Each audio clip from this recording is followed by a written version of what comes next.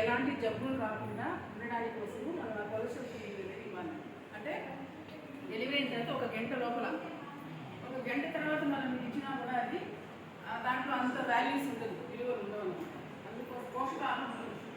అందుకోసం మనం గవర్నమెంట్ ఏం చెప్పారు, 1 గంట లోపల తల్లిపాలు ఇచ్చారు. తర్వాత ఈ తల్లిపాలు అంటే 6 నెలల వరకు కేవలం తల్లిపాలు మాత్రమే ఇవ్వాలి. మనకి పాలు పడలేదనేసి ఏదైనా గ్లూకోజ్ వాటర్ కానీ లేదా పాలు తీసుకొచ్చి కలిపి తాగించడము, లేదా వేడి నీళ్ళు తాగించడము, ఇలాంటివి చేసామంటేనే ఆ పిల్లలకి శ్వాసకోశ వ్యాధులు వస్తాయి. వాళ్ళు గాలి పిచ్చేటప్పుడు కూడా సౌండ్ రావడము, లేదా ఇన్ఫెక్షన్స్ రావడము, ఇలాంటివంతా జరుగుతుంది.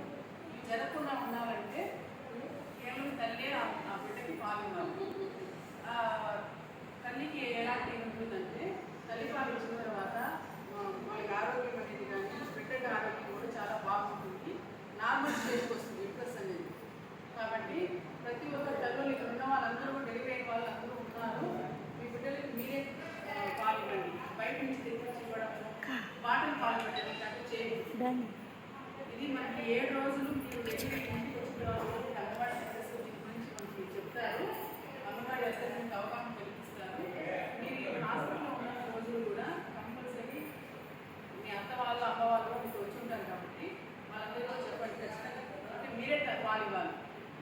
మనం ఇవ్వలేక ఏదో ప్రాబ్లం అనలేక ఏదో అనేసి మాటలు పాలు దయచేసి పెట్టకూడదు.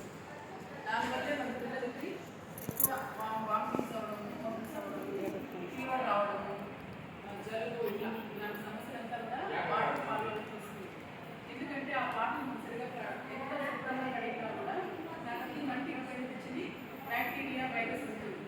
దానివల్ల ఏమవుతుంది, ఆ పిల్లలకి బిడ్డ చిన్న వాళ్ళు అసలు అప్పుడే పెట్టింటారు కదా, బయట వాతావరణానికి అలవాటు అయ్యేటారు. వాళ్ళకి ఆకలి వేసినప్పుడు తల్లిపాలు పెట్టించాలంటే చాలా ఇన్ఫెక్షన్ అనేది రాకుండా ఉంటుంది. వాటి పాలు పెట్టామంటే మాత్రము చాలా రకాల ఆరోగ్య సమస్యలు వస్తాయి. ఇది మాకు కావాల్సిందిగా తెలియజేస్తున్నాను. కనపడినాను కదా, కనపడుతున్నాను.